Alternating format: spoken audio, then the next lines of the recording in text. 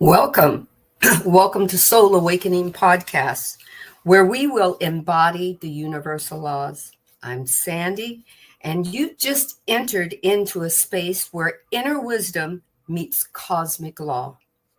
In this transformative podcast, I hope that we deep dive into the intersection of personal embodiment and the universal laws. This will unlock the power of growth within you and the power of how to use the universal laws as your tools. The more you know about yourself, the more you know that you can give the energy that is part of the universe that is given to us as tools, how you can use it and use it to your highest and for your highest good. Know that each episode is an invitation. It's an invitation for your body and your mind and your soul to enter together in an inner truth.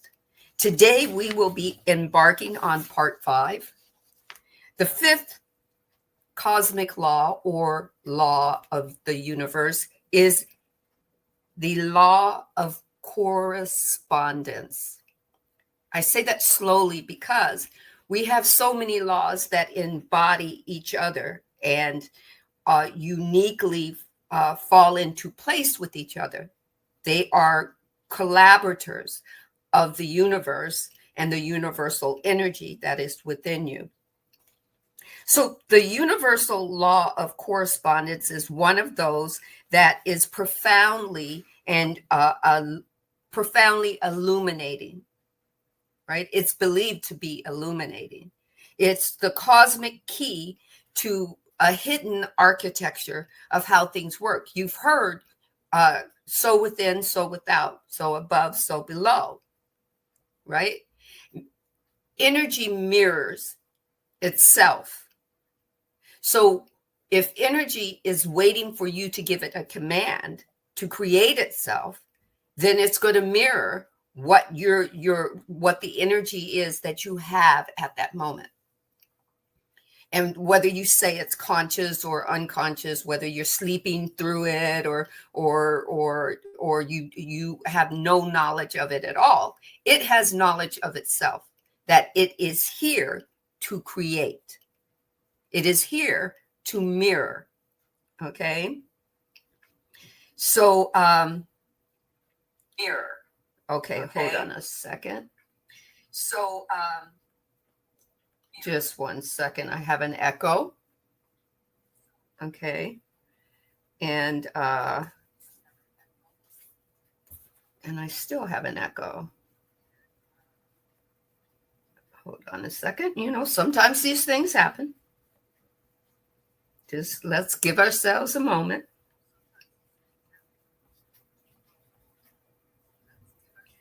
Give ourselves a moment. I will figure it out. I think I know where it's echoing from. Hold on.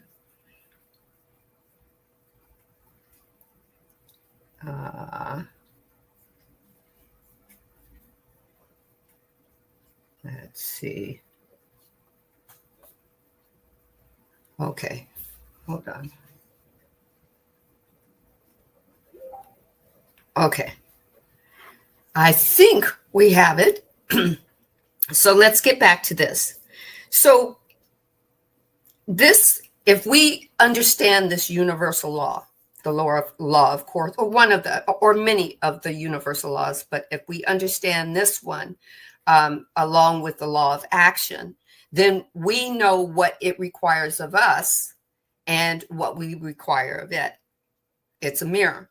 It's like you standing in the mirror and fixing your hair and going, oh, okay, you know, finding out what's your better side to take pictures on. You know what it's like to look in the mirror, guy or gal, right? The energy is going to mirror itself. It's going to work regardless. Energy has no gray areas. You can't bargain with it. You can't plead with it. It is going to work regardless of you saying, I was never conscious of that, I was never aware of that, it's still going to give you exactly what you're putting out. It still works on that law of action, and it works on the law of cause and effect as well, right? So this law teaches us that everything exists, or that is in existence, is connected to and through patterns of reflection, right? It's going to give you back exactly what you're reflecting. So that microcosm mirror that is mirroring the macrocosm is what is reflecting to you as your world. That's why they say if you see your world as chaotic outside, you have to go within, because the world outside is a reflection of inside. So if you see things that are fearful to you, or on the outside, you have to go find where that fear originated, and deal with it however you choose to deal with it.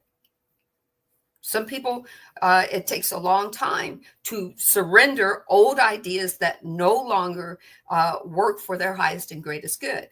And sometimes that means that they're letting go of people that no longer work for their highest and greatest good, no longer have the ability to give them what they need. And letting go can be the hardest thing, right?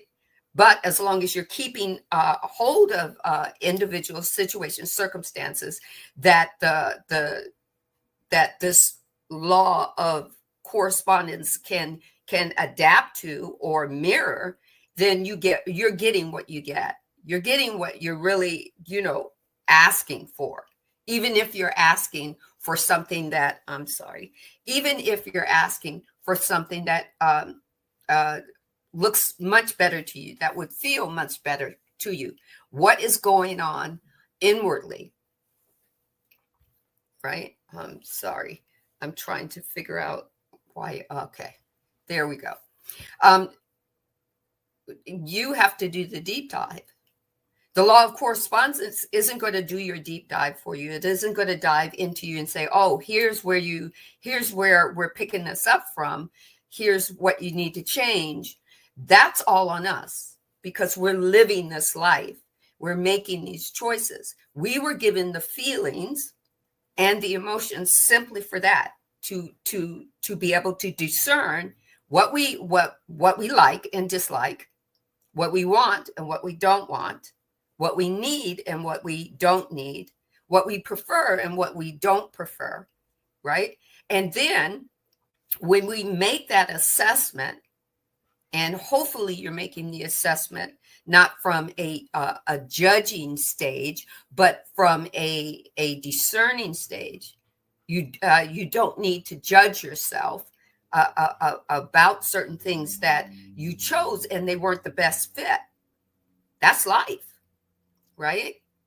But you chose it. The universe mirrored it and then brought it back to you, and energy becomes physical. It becomes your situation, your circumstance. It becomes the physical things that you thought you wanted. And then when you got them, they didn't come the right way. If they didn't come the right way, then you have to go inward and go, well, when I asked for this, what was I really thinking? Did I ask for this because somebody else has it, but it doesn't fit me right now at this particular time? The universe, through the law of correspondence, is mirroring your energy, your action, your reaction. Okay. So let's start with the example of perpetual conflict, right? Okay. Someone finds themselves in a reoccurring argument. It happens all the time, right? Whether it's with a partner or a coworker or even a stranger, but it tends to reoccur. On the surface, it might seem like they just have bad luck with people or are surrounded by difficult personalities.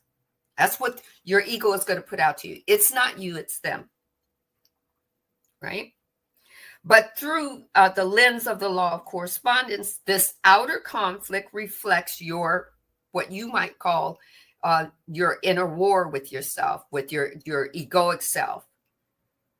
That's not letting up the reins. It's holding the reins on everything and saying, "Oh no, you're this and you're that, and you're it's not you, it's them," and it's not letting you see that there's something there that has either been pushed down because you didn't want to feel it because it was too uncomfortable, or pushed away because you've been through that, you've been there, done this, and it wasn't working out, so you pushed it away, but it's still back there. So every time a person, and it could be a new person that shows up having a conversation with you, your ego goes and gets something from your past memory.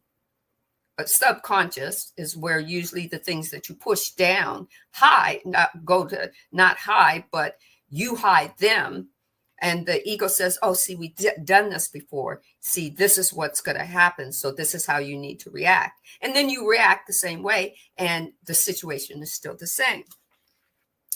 Through the lens of the law of correspondence, this outer conflict sometimes has reflects or mirrors inner conflict. Okay, some people call it inner war, perhaps an unresolved anger, or belief that you always have to defend yourself, right? I've been there, done that, right? I.e., what I've been working on, or what I believe I've worked on already, is not rolling my eyes at people when they say things that they're in the defense that they might be getting ready to fire off at me. Now, don't get this wrong. They might be ready to fire off at you, right? They might be. I'm not saying that they haven't picked their chance to do you a dirty so that they can have control or feel superior. I'm not saying that. All I'm saying is the story within you that allows you to be defensive before the person has revealed themselves makes the conflict continuously. Okay. So perhaps you have unresolved anger. Let's keep going. A belief that you always have to defend yourself from them. Subconscious expectation of betrayal, right? That you buried or put away because it didn't feel comfortable. The outer friction is simply echoing. The law is simply echoing this. No matter how deep you hide it, the law is echoing that energy because it's being transmitted through energy, even though it's deep. And then through the energy, it's turning into your action or reaction to situations or circumstances or conversations, right? So your outer friction is simply echoing your internal tension. I love that, right? When you begin to cultivate your inner peace, if you so choose, if you intend on trying to grow in your emotional maturity or trust, the conflict in your external world naturally diminishes. So within, so without. People respond differently and challenging dynamics dissolve entirely. So the energy that you start to put out, that energy is what the universe or the law of correspondence is going to try to match for you. Not try, it's going to match for you, right? So another example, chronic rejection. So imagine someone repeatedly applying for jobs and opportunities. Repeatedly. Been there, done that in 40 or 50 years ago. Or no, 30 or 40 years ago. And always being turned down. It would be tempting to blame economy or favoritism or poor timing, but the law of correspondence invites you to look deeper because you are the creator. What if their energy is laced with self-doubt? What if my energy was laced with self-doubt that came from somewhere within? A past story, something that I never wanted to feel again, so I buried it because I didn't deal with it. And every time it comes up, or every time a situation comes up where I have to go on an interview, and I start feeling a certain way, a certain vibration that comes deep from within that which I buried. Of course, the interview is not going to go that way. Why? Because the law of correspondence is mirroring my vibrational action. Okay. So, what if their energy is laced with self-doubt, fear of being seen, or hidden beliefs that they're not truly good enough? The subtle frequency, your subtle frequency gets to mirror back to the world as rejection. And you get to blame the world. That's what your egoic self that believes it's your personality is reflecting back to you. Okay. So, but what if you shift into a genuine confidence? What if you just have that moment of shift and you say, I'm going to go in here and I'm going to try this. I'm going to be confident because I know I can do this job. What if you just tap into that for a little bit, for that moment, right? What if you align your actions with a sense of worthiness, right? Or move into the clarity of body, mind, and soul, just for a moment. Take ownership of everything that's going on. The old story and the infinite possibility that you can do this, right? Then the external world, that external appointment or interview that you're having will reflect the internal, if only for that moment. However long that moment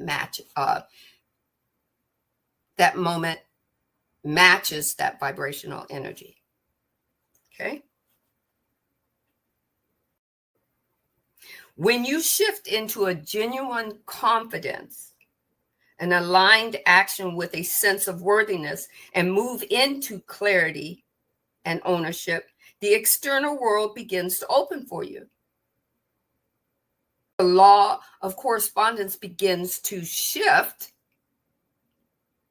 and vibrate that and match that vibrational energy and frequency with your internal self. So within, so without. Right? It's not magical. It's just everything is corresponding. But you can call it magic. Right? Okay. Third example. Energy of desperation. We're just talking about the different energies right now, right? Okay. A person longing for a romantic connection may find themselves constantly attracting unavailable partners and ending up alone. I have a few friends in my past that say, why can't I get the right man? Why can't I get the right woman? How come I always end up with the same these same personalities, right? They might think love is elusive, but their inner world is vibrating loneliness or neediness or a fear of abandonment. The universe is mirroring that.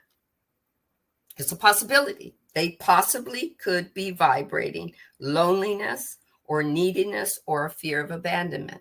So that vibration that meets this law of correspondence, the law of correspondence is going to correspond to people who will feel, who have a need to control and feel, and that's not FEEL, but FILLED, feel the energy of that requirement. It's not that they want love or unconditional love. They want somebody to have a good time with. They want somebody to talk to, and they want somebody to take long walks on the beach. They want to not be lonely.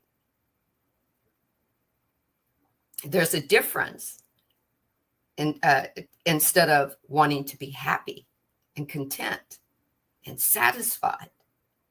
Right? Okay. So, but if their inner world is vibrating loneliness or neediness or the fear of abandonment, the universe mirrors that energy back, either through relationships that trigger those very fears or without connection altogether.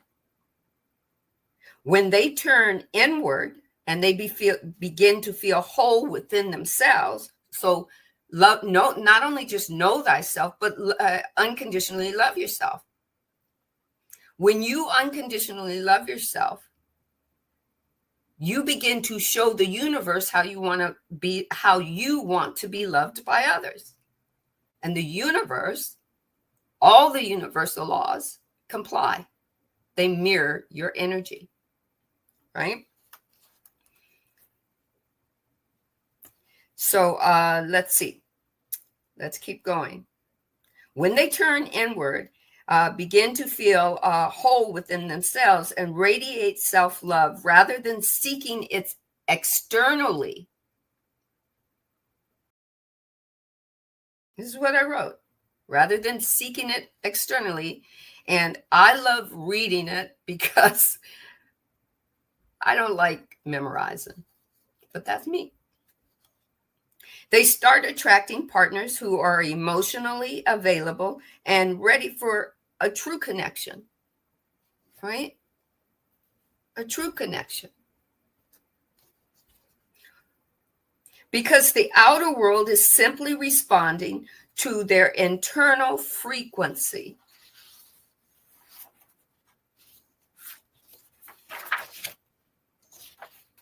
You might say,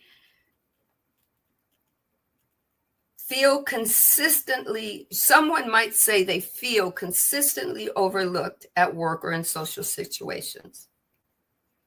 When they try to speak up or they may try to speak up more, dress differently, or take on tasks to be noticed, but still the feeling persists, right? The universe is picking up on that. Law of correspondence is picking up on that. It's about why you, the vibration of why you're doing these kind of things and still feeling the same way. You're doing them, but it's because of how you're feeling about doing them. Right? I know. So within, so without. Right? According to the law of correspondence, it's not random. This law of correspondence is energy, and energy is here to serve, and it's serving based on the energy that you're transmitting. Remember, not only are you a receiver, but you're a transmitter. We talked about that last week. Okay.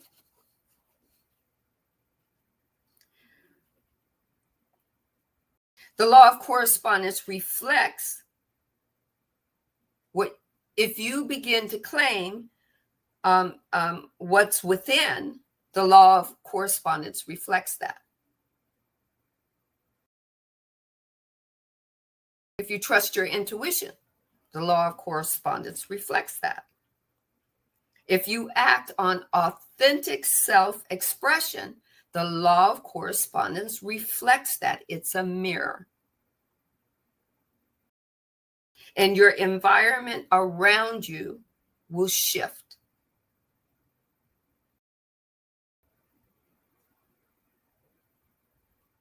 They may get, these same people who never got noticed in meetings may start getting noticed in meetings, because the law of correspondence has mirrored what you really want and brought people into the meeting that notice you,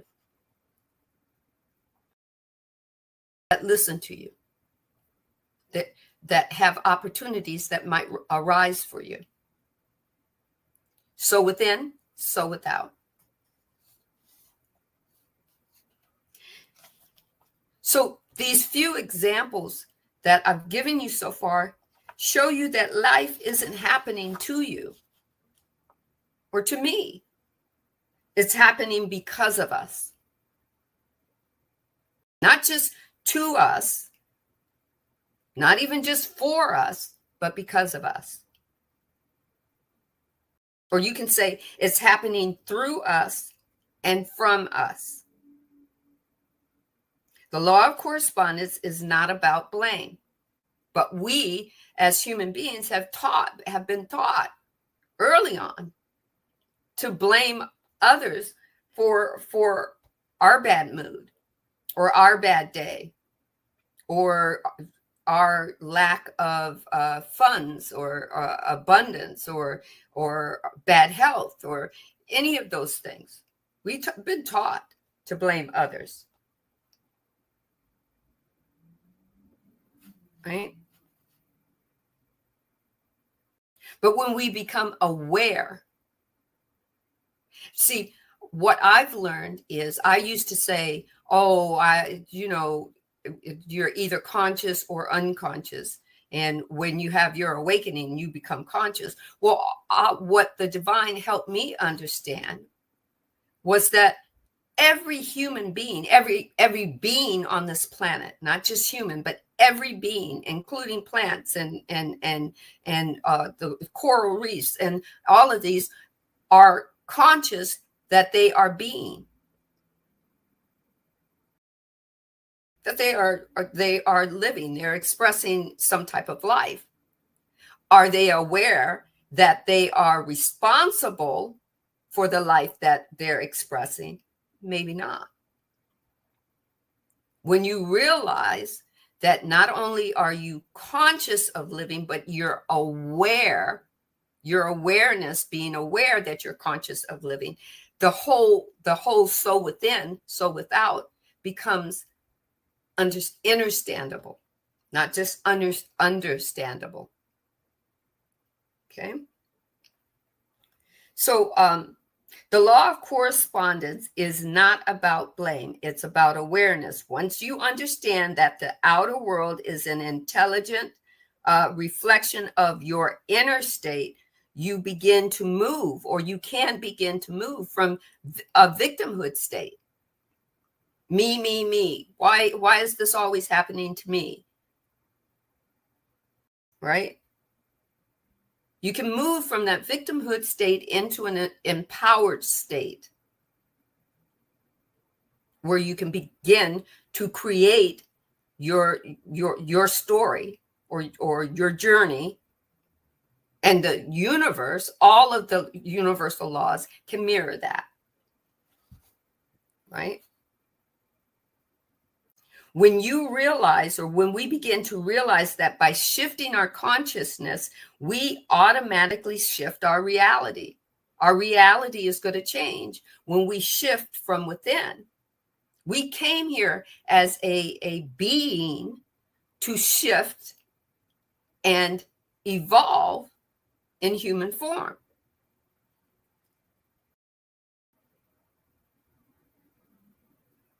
We don't even have to manipulate the law of correspondence. It's not about manipulating any of the laws.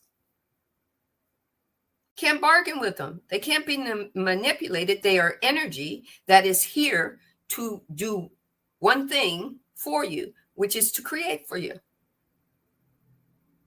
which is to mirror you and create for you. Take what resonates, leave what doesn't, right? So I say again, if we begin to realize that we can shift our consciousness, then we can automatically shift our awareness, our journey, right? If we begin to be clear and aligned with our authentic selves, know thyself, and who we are and what we really want. What do we really want? There are some folks that don't want to. They want to be victims because they get noticed. So they'd rather stay a victim because then they get the poor soul, or poor this, or I feel bad for her, and blah blah blah, or him, or whatnot.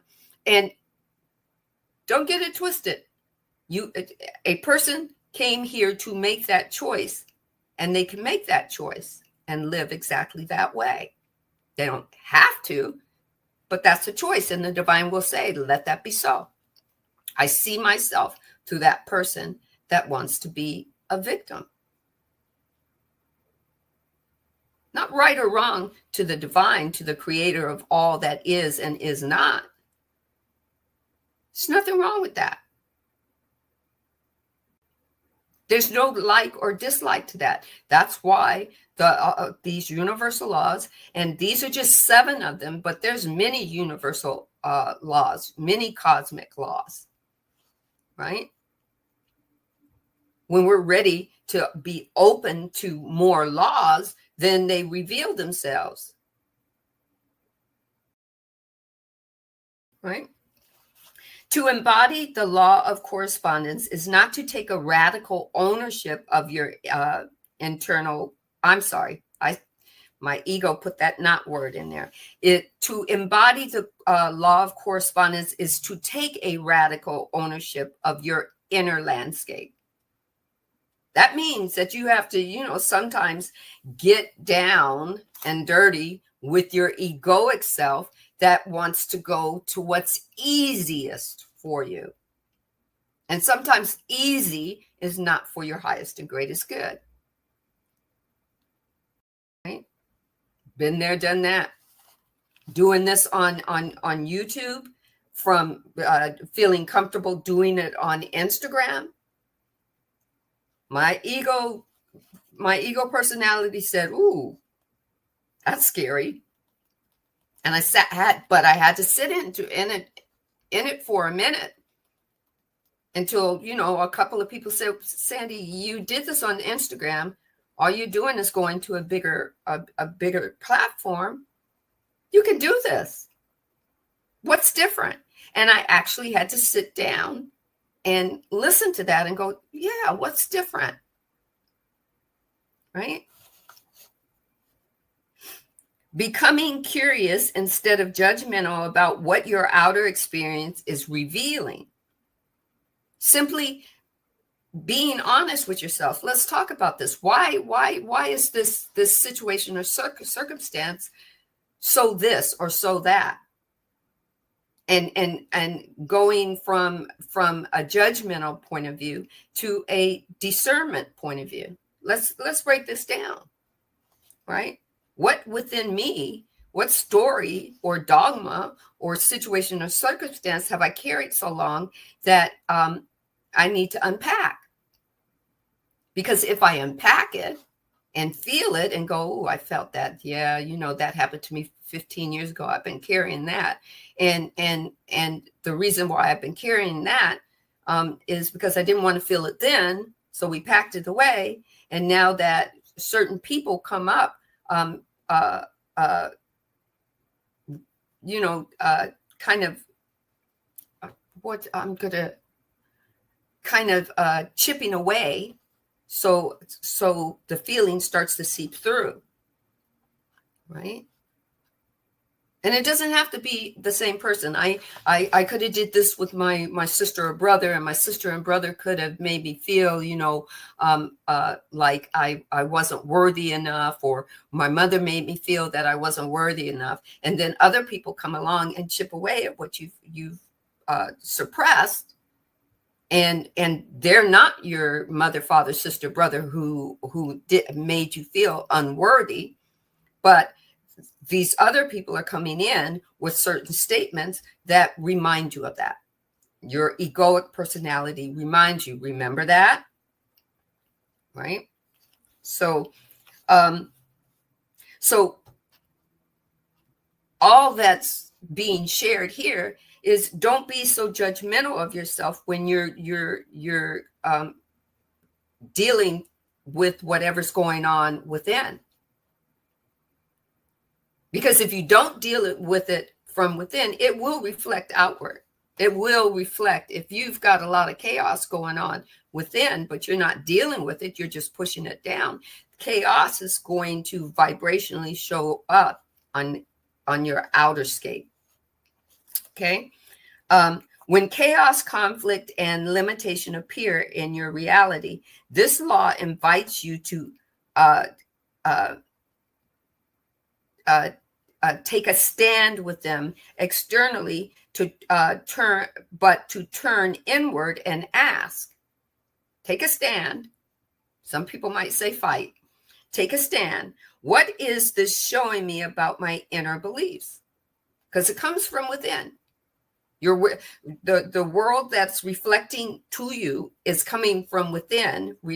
Whatever is from within is reflecting outward. The law of correspondence is just showing you it. The law of cause and effect is just showing you. The law of action is just showing you. It's mirroring, right? You get to ask other questions. What unconscious patterns are reflecting, right? Where am I misaligned in the truth of who I really am? Maybe I've got a truth that isn't really truthful about me. Maybe I've been holding on to that too long, right? These are questions that the law of correspondence will have you ask yourself.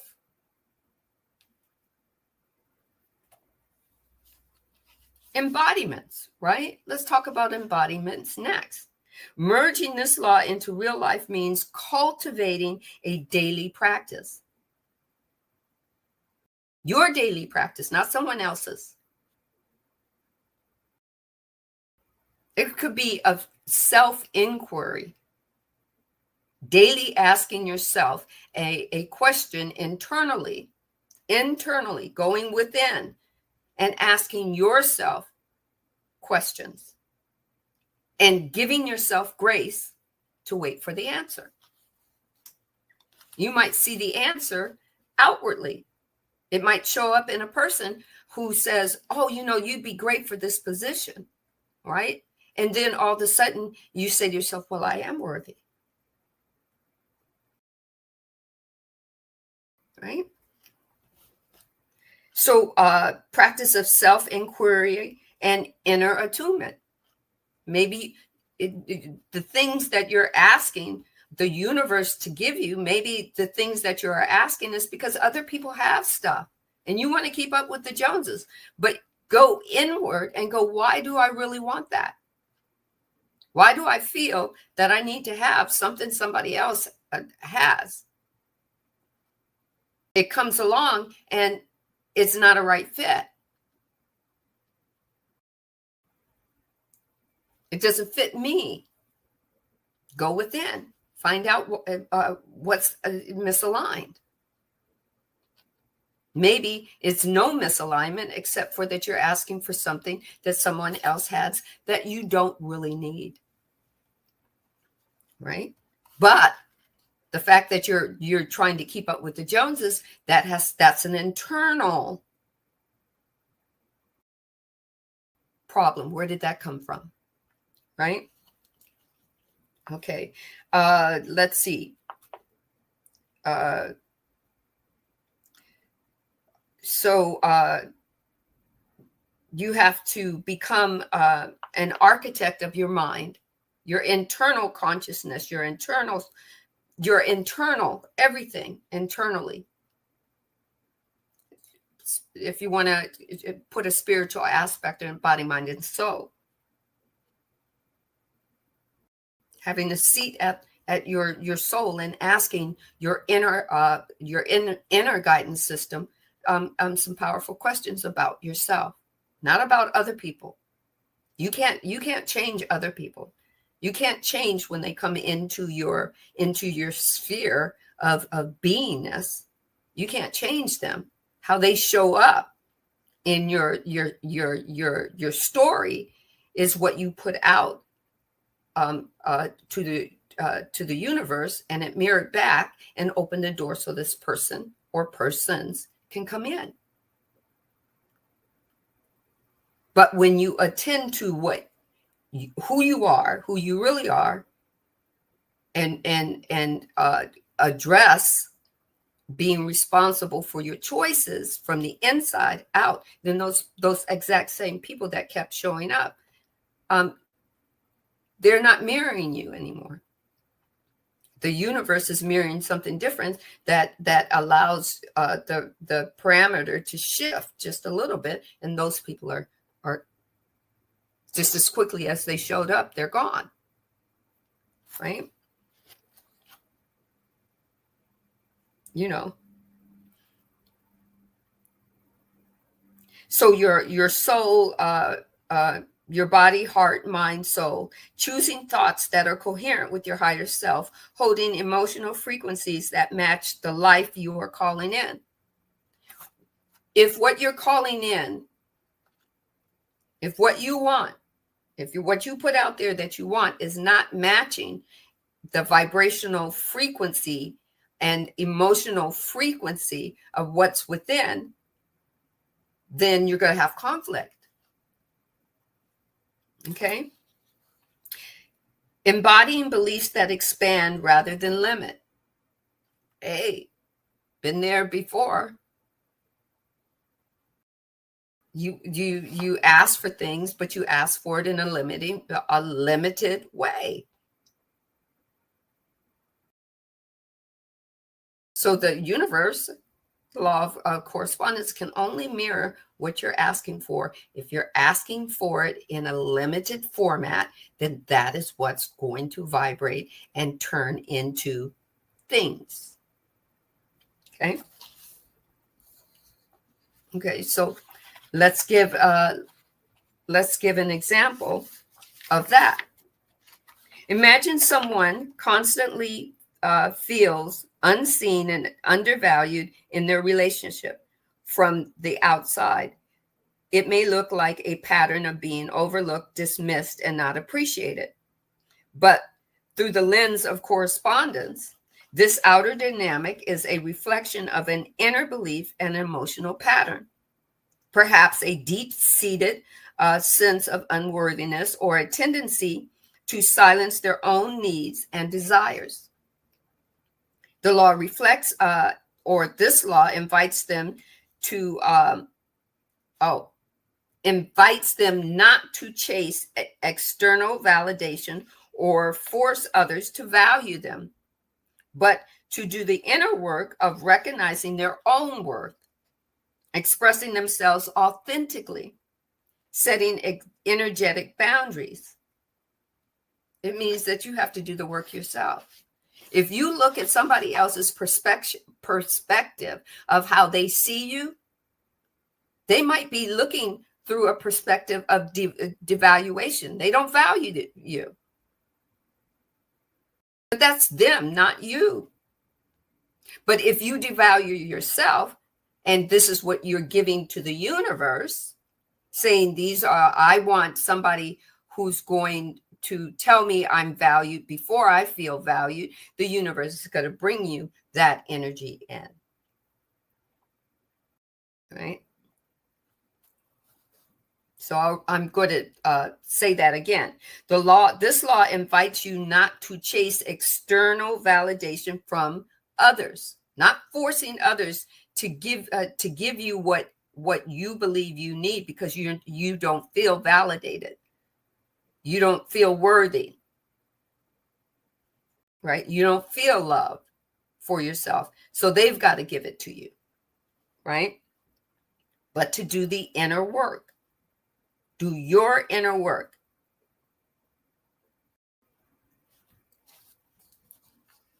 Do your inner work, right? Here's another example. Consider someone who is caught up in a cycle of scarcity, struggling with finances, feeling anxious about money, and believing that abundance is reserved for others, i.e., people who grew up listening to their parents say money doesn't grow on trees, and only rich people have money, and they're not nice people. So you don't want to be rich because they're awful people, right? They don't care about anybody but themselves, right? The law of correspondence reveals back to the law of correspondence reveals that this external lack mirrors an internal frequency. So if you've holding on to that as part of your story, your belief, and your belief becomes your truth, then this is what the law of correspondence is picking up on, frequency-wise. That's your truth, right? You might be doing it subconsciously. It could be a subconscious belief, stored away, packed neatly away with a trunk of new beliefs that may not be for your highest and greatest good sitting on top of it. Healing their relationship with worth is about cultivating trust in your ability to receive and align with the energy of an abundance. Get this. If you're asking for abundance and you're vibrating in a frequency of scarcity or lack, you are going to get an abundance of scarcity and lack. The law of correspondence is responding to your frequency and your vibration. It's mirroring it.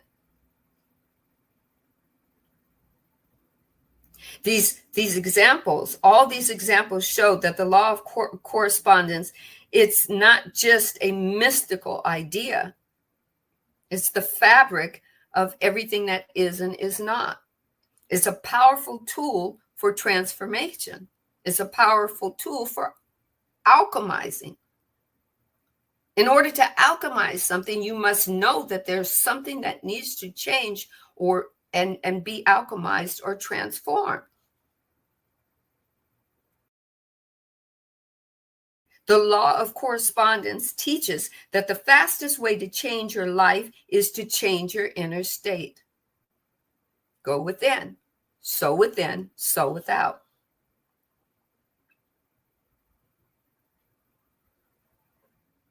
And it doesn't matter if it's love or money or health or purpose. Everything has an external mirror. When you adjust your image from within, then the law of correspondence reflects your adjustment. So the reflection must follow. It's not wishful thinking. It's alignment in motion, in action. Right? So here is a definition that I got.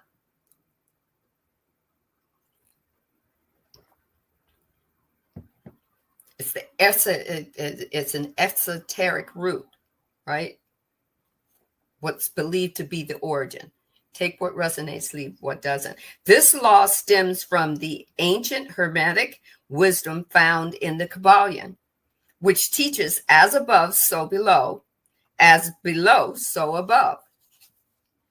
This simple axiom hints that the unity between planes, the mental, physical, and spiritual realms, are all dancing in resonance with each other.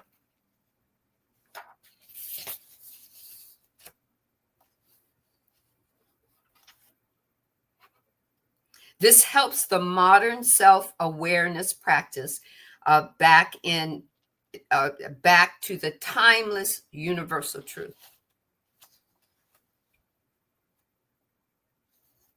Diminishing the law of toxic positivity. You might clarify that the law of correspondence is not about blame or bypassing. It's about awareness, ownership, alignment. This creates space for compassion rather than guilt, right? Compassion rather than guilt. This law is not a moral judgment or an invitation to shame. It doesn't mean that pain and illness and hardship are your fault. It means you have influence. Your reality is not a punishment. It is communication. It is the language through which the universe speaks back to your most innermost vibrations. Your most innermost vibrations.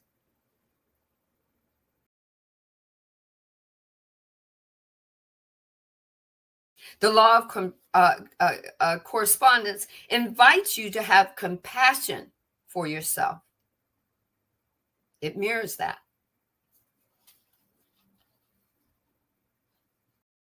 Let's talk about collective reflection. I'm going to read this.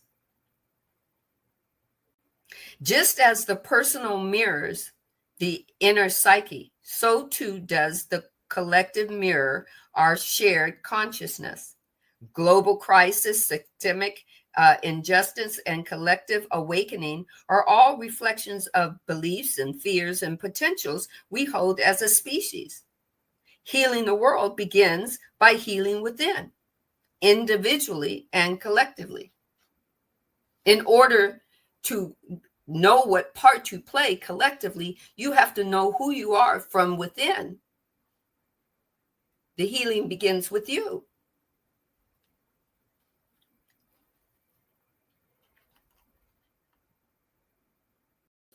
Right? If you want the universe or the law of correspondence to respond to you, what within you feels like peace? If you're asking for world peace, if you want to be in a collective that's talking about world peace, what does peace look like from within you? So within, so without.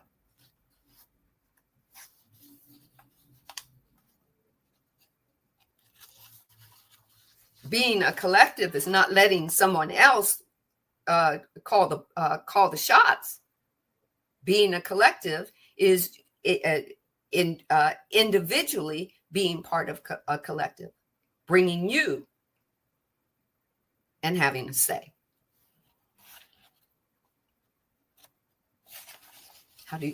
From within, how do you feel? I remember Mother Teresa. I remember reading somewhere, not reading, I was watching when I was much younger, watching Mother Teresa in she was on a talk show or discussion, and she was asked the question, would you go to a war rally? And she said, no, but you invite me to a peace rally, I'll be there. She knew that it was two different vibrational modalities. But if you're talking about peace, I'll be there. Okay. Okay, so Practical daily practices. We're going to touch on this one more time. While writing encourages self-inquiry, adding specific daily tools can be part of your embodiment if you want. Infinite possibilities to get where you need to go. Not everybody. I took my dog to the vet today, and we were talking about not one size not fitting all.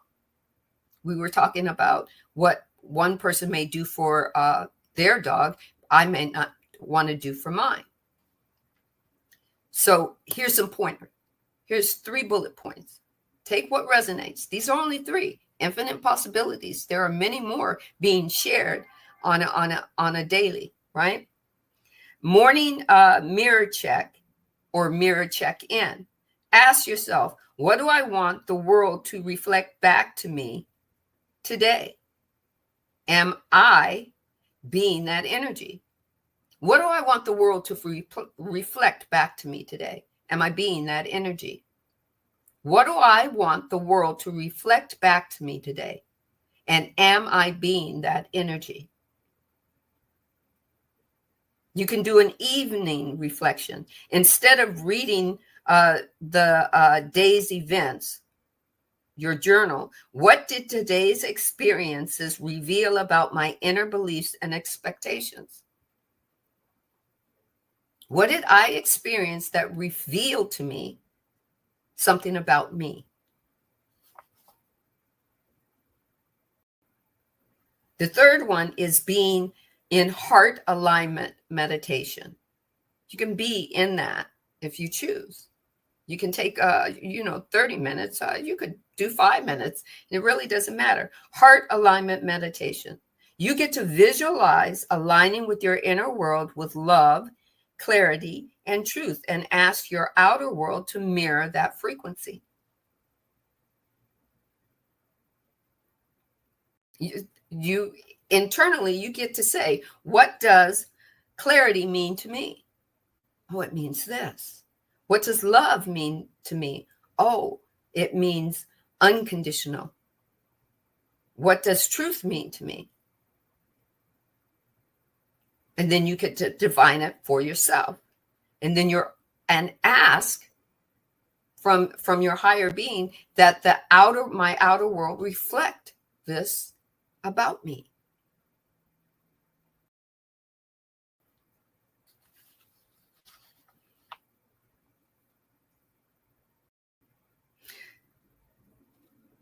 Sometimes the outer world doesn't just mirror your beliefs. It reflects your inner cast of characters.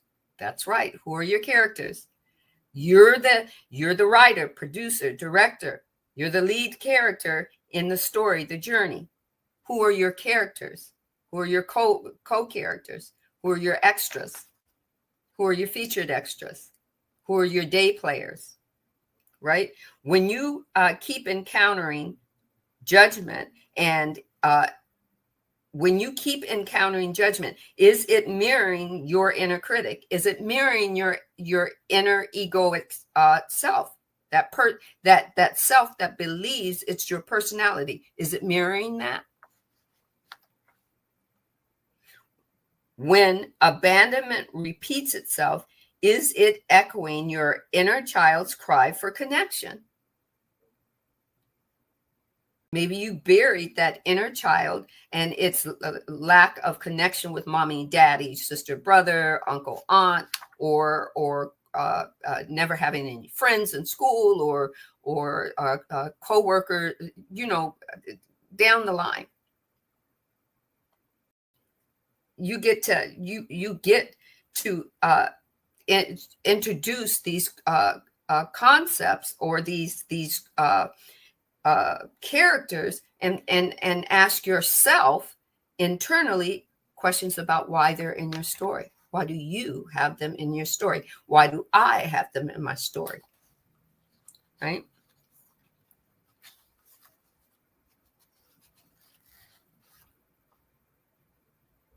Right? You are not here to control the world. You're not. You're here to have a story, a journey. You're here to be on the playground of earth consciousness and play on her playground. She invited you to play. She invited you to shift and evolve. You are here to remember that the world is responding to who you are being. You are not a passive receiver in life's circumstance. You are a powerful transmitter. Every thought, every belief, every emotion broadcasts a frequency. Align it with your truth and let the universe respond in kind.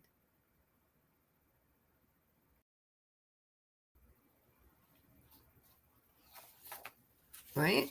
Align it with your truth and let the universe respond in kind. The law of correspondence is unwavering in its truth. It cannot lie. Your outer reality is is a faithful reflection of your inner world. As you expand your awareness, elevate your beliefs, and align your soul's truth, life is going to rise to meet you in kind. The law of correspondence guarantees that. It mirrors you. It's not a matter of it, it's a matter of resonance.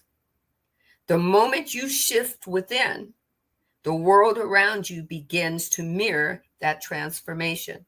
It begins to mirror that shift. The law is not in limitation. The law is not limited. The law of correspondence is not limited. The law of correspondence is your liberation.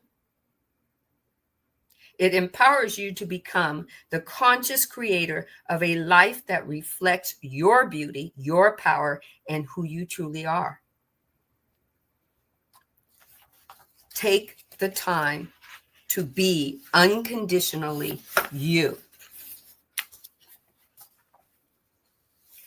So within, so without. If you're looking at your world being chaotic, the law of correspondence is saying, go within. Fix it there. Transmute it there. Change it there. And then the law says, I'll reflect that. But the law won't change the law of correspondence or action or the law of attraction or manifestation will not change that for you. We were given that opportunity as human beings, having feelings and emotions about certain things in order to take us to a point where we get to go within and change it if we don't like something. That the law of correspondence, all laws flow that way.